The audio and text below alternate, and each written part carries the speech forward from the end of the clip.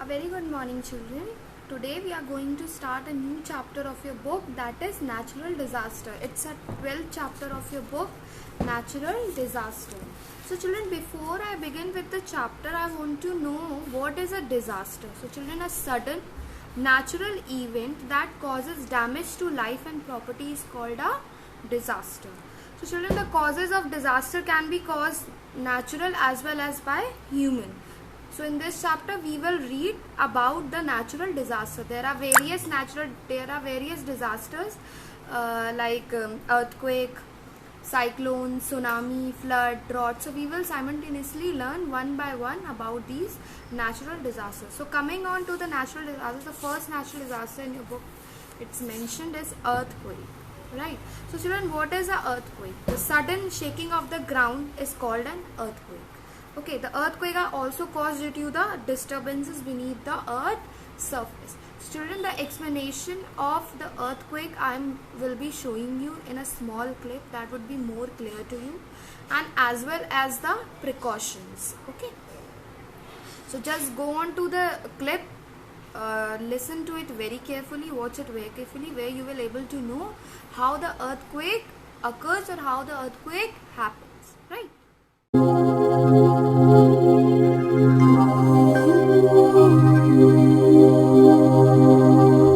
An unexpected movement of the Earth's surface is called an earthquake. When two parts of the Earth's surface move suddenly in relation to each other along a fault line due to tectonic forces, an earthquake occurs. A tremendous amount of energy is released in the form of tremors and vibrations. Such earthquakes are called tectonic earthquakes. The point of origin of an earthquake is called the focus, while the point directly above it on the surface of the earth is called the epicenter. Owing to the strong vibrations around the point of origin, the degree of destruction is greater around the epicenter. The branch of knowledge that deals with the study of earthquakes is called seismology, and the experts who study seismic waves are called seismologists. There are three types of seismic waves that spread in all directions from the focus. They are the P, S, and L waves. The compressional waves are the first to reach the earthquake recording station as they travel 1.7 times faster than the shear waves and are therefore called primary or P waves, while the shear waves are called secondary or S waves.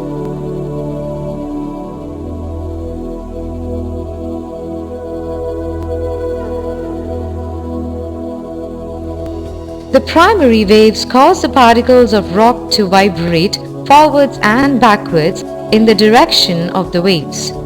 Secondary waves, on the other hand, cause the particles to oscillate at right angles to the direction of the waves. When P and S reach the surface of the earth, they get converted into L, long waves that travel along the surface, vibrating horizontally at right angles to the direction of the waves, called love waves or Rayleigh waves, as they also travel like sea waves. The most violent shocks and subsequent destruction is caused by the L waves.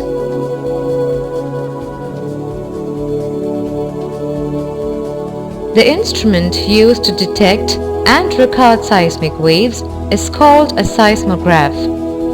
The recorded material appears like a graph and is called a seismogram.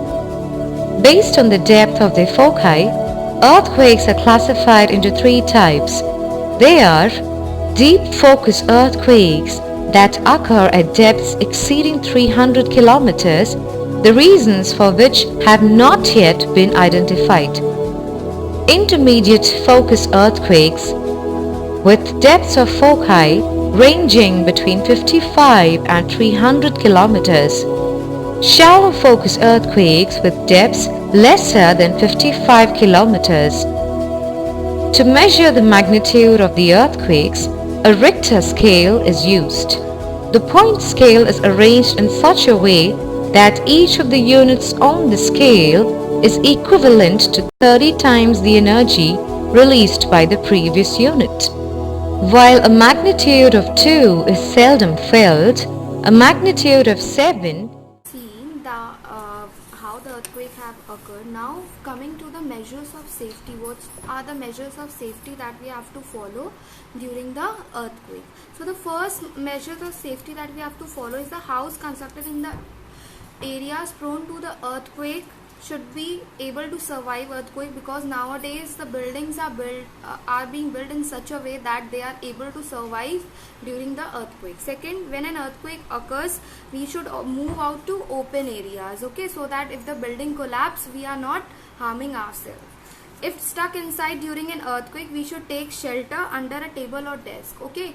Whenever you if you are indoors, you can take a shelter where under the table or desk. Same way you can do when you are in the school, okay. Fourth is, building should have emergency exits, like in mall, in showrooms we all have emergency exits. Same way the building, the apartment should also have the emergency exit, so that people can move out through these exit, and should not use lift, because if you are using a lift, you may stuck over there, okay. So instead of using a lift, just take a emergency exit. And the last one, if you are in a car or bus and feel the ground shaking, get out of the car immediately, because there are chances if any plant or a tree come and fall on a car, or any building fall on a car. So it's better move out in an open area where you are free from all these places, okay. And now there are more measures which we can take during the earthquake, that I will show you in a form of clip. So just go through it. In this video, you will learn how to protect yourself and how to behave properly during an earthquake. An earthquake is one or multiple series of vibrations on the ground that can cause serious damage to persons and property. During an earthquake, do not run away. Falling objects represent a danger. If you're inside, take shelter under a sturdy piece of furniture or in the corner of a wall. Stay away from windows and mirrors. Do not face them. Cover your head and neck. If you're outside, stay away from buildings and everything that could collapse. If you're driving, pull up your car at a safe distance from everything that could fall down. Stay inside your car until the earthquake is over. After the earthquake, be careful, there might be aftershocks. Listen to the radio for safety instructions. Close the water and gas inlet taps. Open windows and doors in the event of a gas leak. Leave the building. Don't use an elevator. Make your way to an open space. Eventually, head for a meeting point. Take your personal documents, warm clothes, and essential medication with you. Walk in the middle of the road and pay attention to falling objects. Don't smoke, and don't light candles because of an explosion risk. Don't touch falling power lines. Don't make phone calls in order not to congest the telephone network. School children are taken care of at school. It is dangerous and not necessary to pick them up.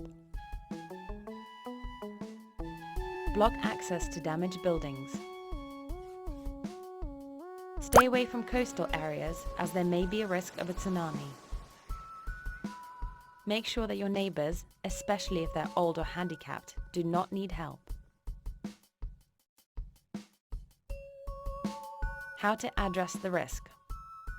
Familiarise yourself with possible natural catastrophes in your country and safeguard measures. Arrange a meeting point for your family.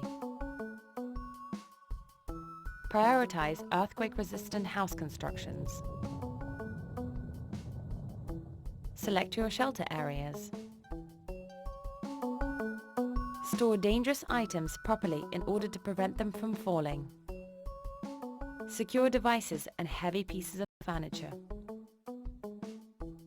Prepare your emergency... Measures of safety that we are going to follow during the earthquake is being clear to you, and how the earthquake occurs is also being clear. Now coming on to the second natural disaster, that is flood. So what is a flood? Children, a flood occurs when the volume of a water in a water body such as river or lake overflows its usual boundaries. So this happens where an area receives maximum rainfall. Okay, so basically excess rainfall, or when a great quantity of snow melts, like in Antarctica nowadays. It's saying that there may be in future a possibility that flood occurs because the snow of Antarctica is melting continuously. Okay, so children, flood can also be caused due to landslides, strong tides, storm at sea, cyclones and tsunamis. And children, flood causes destruction to human beings, animals, houses, bridges and cars. They also destroy crops and trees. Flood affect agriculture produce because stagnant water in fields and farm harms the crops and makes the soil unsuitable for farming. For more understanding what is flood, I am going to show you the small clip related to flood. 42 dead after floods in 16 districts. World Disaster Report says most deaths caused by floods. Terrifying, shocking, isn't it? Floods have many devastating consequences, like they affect a nation's economy, environment and people as well. But did you ever feel the urge to know what this flood is? Why does it occur? Can floods happen anywhere? Do such questions arise in your mind? So today, let's find the answer to these questions. Friends, just imagine that we have a glass which is partially filled with water. But we just kept on pouring water in it. After a point, the water would just spill out and spread here and there, right? A similar situation occurs during a flood. Due to heavy rains or other natural disasters, a river receives too much extra water. Actually, so much in excess than what it can carry. So this excess water overflows from its normal path onto the nearby dry land. So a flood is a natural event which occurs when a piece of land which is otherwise dry suddenly gets submerged underwater. Occurrence of a flood would depend on following factors. The first and the most important is rainfall, as to the volume, distribution and the intensity of rainfall which a particular area receives. The next factor is capacity of the water body, as to how much water can that particular water body hold. The next is the weather conditions prevailing in that region. Another important factor is the ground cover or the rock structures, which would determine the percolation of water. The next one is the tidal influence, as to whether there is a high tide or low tide. Topography, the physical structures, as to whether it is a hilly area, a plain or a plateau or a coast or an island. Well, we can say flooding occurs most commonly from heavy rainfall, but not necessarily always. They can result from other phenomena like a storm surge, usually associated with cyclone, tsunami, or a high tide during rainfall, or maybe because of a dam failure or melting glaciers. Floods can occur almost anywhere, but they are more likely to occur in some areas than others. Say for example, there is a higher ground adjacent to a lower ground. So what do you think? Which one is more likely to experience flood? Yes, the lower one. as it is a natural behavior of flowing water to move from high to low. Also, with increasing urbanization, open spaces and green lands are converted to concrete jungles, most of which have bad and choked drainage system, thus resulting in flooding. Any plain, low-lying areas adjacent to a river is also more likely to have floods any time the water level rises. But friends, you might also it's clear to you what is flood. Now coming on to the measures of safety that we are going to follow during when the flood occurs in a city or society. So children, first that we should keep a first aid kit ready with us. Okay, the important documents for an emergency. Emergency kits should be also be ready with us. Third, more trees should be planted as they form natural barriers against water. They absorb water and prevent it from spreading quickly. Fourth, we should listen to the radio, watch television for any warning so that we are aware what is the next possibility, what is the next safety measures we can follow. All electric appliances should be switched off during a flood, and we should move to upper levels of building and wait to be evacuated.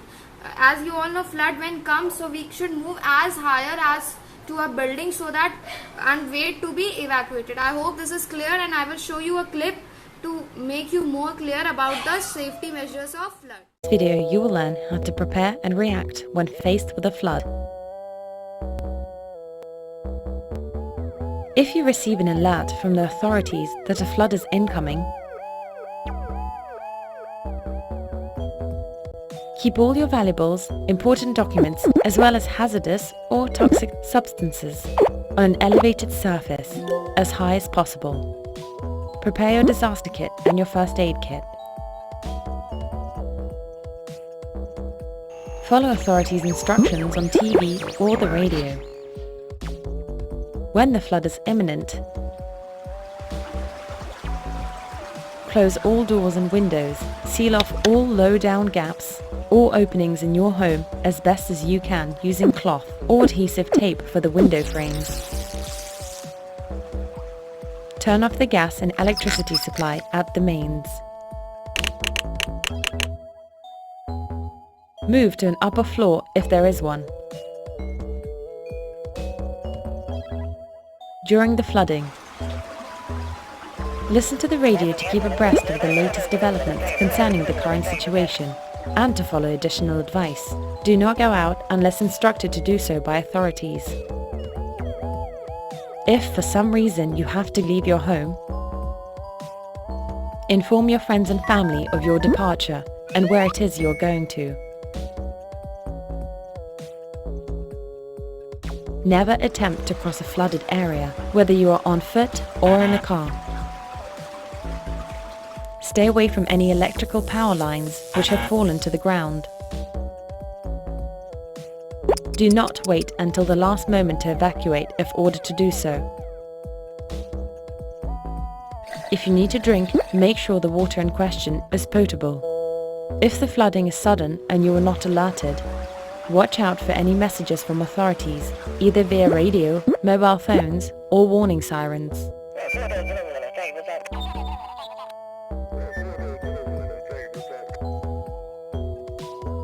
Get to an elevated point away from the water.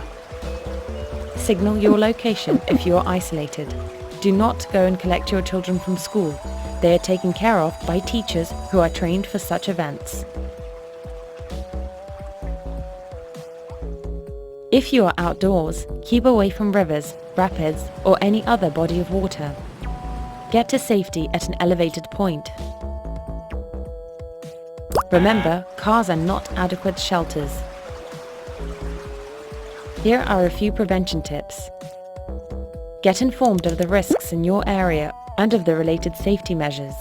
Check whether your house is in a flood-prone area. If you live in an area prone to flooding,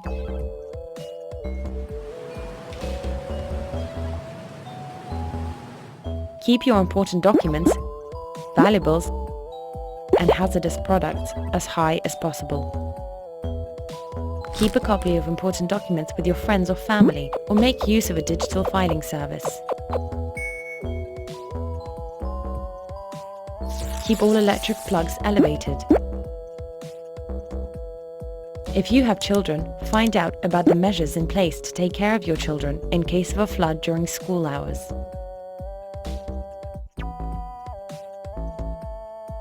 If you're differently abled,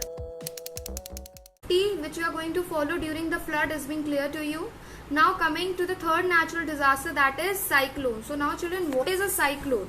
A cyclone are a violent storms that cause damage in the coastal areas. So children, what is the coastal areas? It is an interface or a transition areas between land and sea. So they are accompanied by very strong winds and heavy rainfall that can cause flood and high tidal waves. They are also called hurricanes and typhoons. In different areas they are also called hurricanes and typhoons. So children, to make you more clear about what is a cyclone, I am going to show you a small clip, so go through it. With the seasonal change, cyclones are formed, and some of them will make catastrophic. Let's see how cyclones are formed. As we know, cyclones are formed in ocean, but how it forms? When the Earth rotating in its equator region, maximum amount of sunlight will reflect on sea level. As a result, sea level temperature will rise.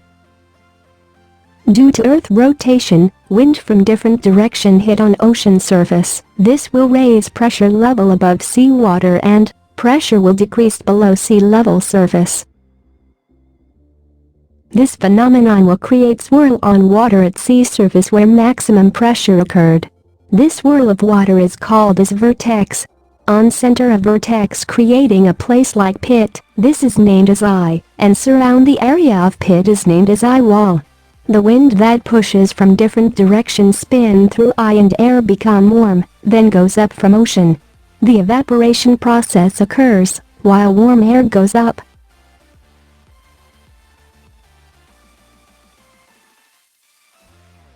The swirl of water will move slowly depend on Earth rotation and wind direction. When cyclone hit the land, there is no longer fed by energy but in sea level energy feeds to cyclone continuously. After certain time of survive on land, cyclone relieve its energy absolutely. Even though cyclone not fed by energy on land, heavy cyclone will cause much more damage on land. A storm will swirl in clockwise direction at South Pole, and swirl in anti-clockwise direction at North Pole. Swirling direction of storm will change depend on Earth rotation.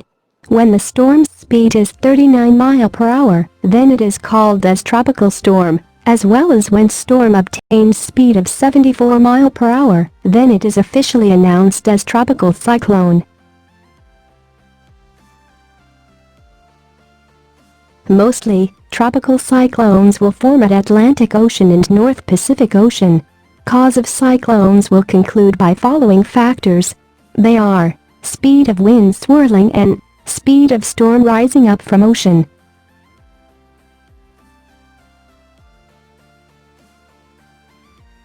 Yearly, 86 storms are formed around the globe. In this 47 obtain cyclone speed, and out of 47, 20 cyclones only reach intense level. Most of the cyclones will lose its energy in ocean, and some of the heavy cyclones will reach land. These cyclones will lead to heavy wind and rain. Let's see the cyclone formation with small experiment. Take a bucket of hot water and shuffle water with stick. Now you can notice that vortex is forming. Through this vortex, water will evaporate faster. When the same process happening on ocean, heavy wind from different direction will feed high energy to storm. To identify cyclone or storm formation, geostationary satellites launch 22,000 miles away from Earth. Thank you. What is cyclone? Now coming on to the measures of safety that we have to follow during a cyclone. So first is, if a warning for cyclone has been issued, people should listen to the TV or radio for further purposes, okay, for further reports. People living in cyclone prone area should identify safe shelters in their area and take shortest and the safest route to reach them before a cyclone occurs. Okay. Now an emergency kit should always be kept ready. Okay, you should be always ready with the emergency kit in any of the natural disaster. One should close all doors and windows and stay indoors. You have to stay indoors during a cyclone. People should not go near or into the area or ocean if a warning for cyclone has been given. Okay, you should not go near sea or ocean because you can harm yourself.